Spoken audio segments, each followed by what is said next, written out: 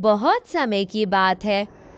गौरी चिड़िया अपने पति मानू चिड़े के साथ बहुत खुशी खुशी रह रही थी। मैं नौकरी पे जा रहा हूँ, तुम रात को सो जाना, मैं देर से आऊँगा, ठीक है? गौरी, मेरा इंतज़ार मत करना और ज़्यादा बैठी मत रहना। अरे ये मानू जी जब से नौकरी से आते हैं फिर पता नहीं कहाँ चले जाते हैं। इनका तो पता करना पड़ेगा, न जाने क्या माजरा है, इन्हों को तो देखना पड़ेगा।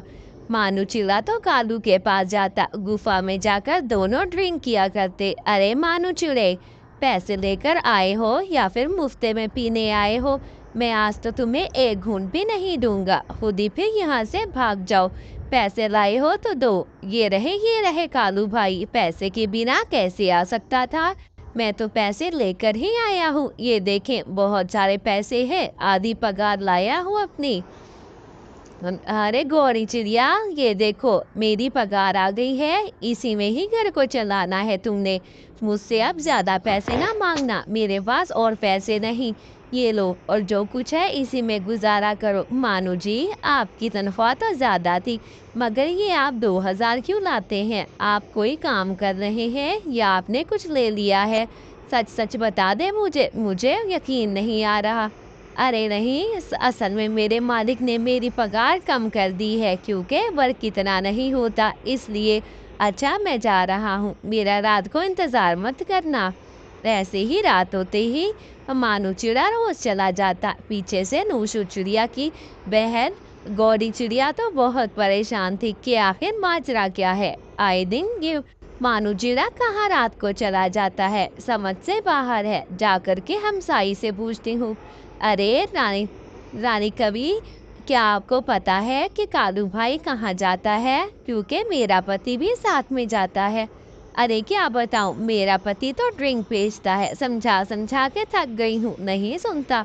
लगता है तुम्हारा पति भी उन्हीं आदतों में शामिल हो गया है। तुम अपने पति पे नजर रखा करो। जाओ पुराने जंगल की तरफ। ऐसे ही नूशू चिड़िया पुराने जंगल की तरफ जाती है। देखकर तो डर जाती है कि मानू चिल्ला तो वहां पर ड्रिंक कर रहा था। मानू चिल्ले को छुप के देखती है। अब तो फैसला हो गया, मैं तो ऐसा ही करूंगी। जंगल में मानू चिल्ला घर की तरफ लौटता है और उसके बाद मानू चिड़ा घर जाकर सो जाता है। उसे तो कुछ पता नहीं आखिर उसकी पत्नी कहाँ है, उसे तो बस सोना ही था।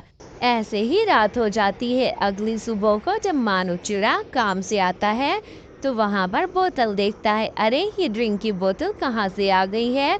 मेरे अलावा तो कोई ड्रिंक नहीं करता, फिर ये ड्रिंक की बोतल कैसे आई?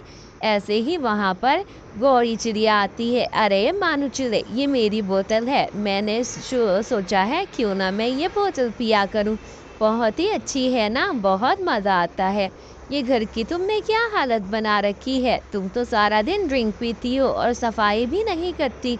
ये तुमने कौन सी आदतें अपना ली है? अरे गौ रानी, मुझे माफ़ कर दो, ऐसा मत करो। ऐसे ही समय बीतता जाता है। रानी तो बात नहीं सुनती, क्योंकि उसे पता लगता है जब से तो वो अपने पति से बदला लेने के लिए खुद भी ड्रिंक का नाटक करती है, ताकि मानू चिड़ा सुधर जाए। अरे मुझे माफ़ कर दो, मैं आइंदा ड्रिंक नहीं करूँगा। हाँ हाँ, मैं कैसे यकीन कर लूँ? अगर आप छोड़ोगे तो ही मैं छोड़ूंगी, वरना नहीं छोड़ूंगी मैं इन ड्रिंक करने को।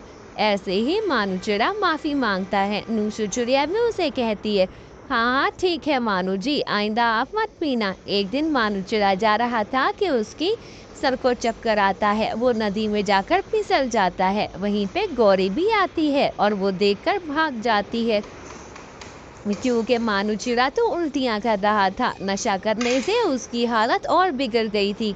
अरे ये मानू को क्या हो गया है? ऐसे ही कालू भी भाग जाता है वहां से।